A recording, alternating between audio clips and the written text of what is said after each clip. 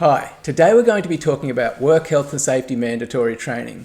My name is Michael Terry, I'm from Momentum Safety and Ergonomics, and this is the 5-Minute Safety Series.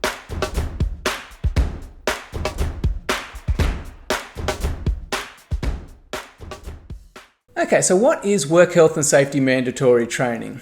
Well, put simply, it's the training that you need to provide to your employees as a business for health and safety. Sounds simple, but it is a question I get asked a lot about. What training do we need to provide? And there certainly is some confusion out there.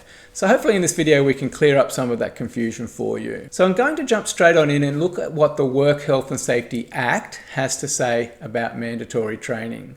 And we can see straight from our primary duty of care that the provision of information, training and instruction is part of this primary duty of care, and that this must be done as far as reasonably practicable.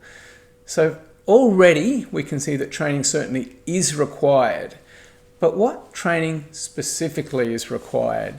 And here it's a little bit more complicated. There certainly is no one master list that says these are all the things that you must do. We're all going to be a bit different as businesses. But if we delve a little bit more into the regulations, codes, and also here I'm going to specifically refer to some great advice from WorkSafe New South Wales, we can get a lot closer to the specifics of the training that we need to provide. And this information from WorkSafe New South Wales aligns really nicely with my own personal experience. So the things that we need to provide are firstly, work health and safety induction training. This is going to be the training that we give to new workers to make sure that they have all the information to work safely in our workplace. And we'll be giving a lot more information about the specifics of what's in an induction training in future videos to come. Secondly, and this may or may not be part of your induction, we need to provide task-specific training. So this is going to be things like safe operating procedures, safe work procedures, or maybe safe work method statements for your workers. As I said, this can be done as part of induction or more progressively as they sort of build their way into the workplace.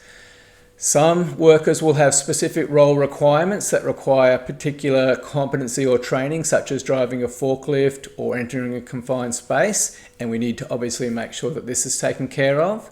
And the final thing is that all of this training at some point may require refresher or renewal. And we need to make sure that we cover off on that. So we need to make sure that we do the training. The last part or the last piece of the puzzle, I think, in relation to mandatory training is training records.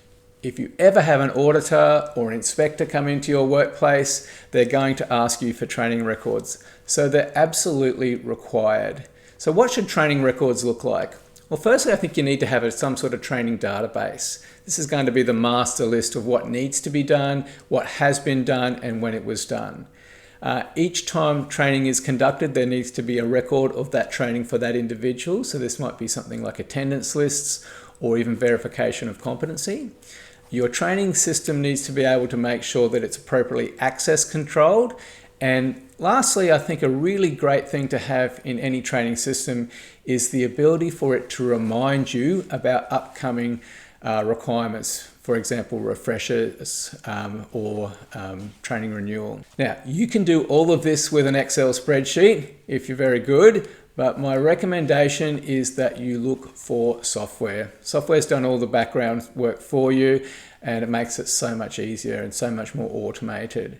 There's lots of good learning management software out there, but I'm actually going to refer you to a software called Mango here, which has a great training module, but unlike some other learning management systems, it integrates perfectly into the rest of your health and safety system.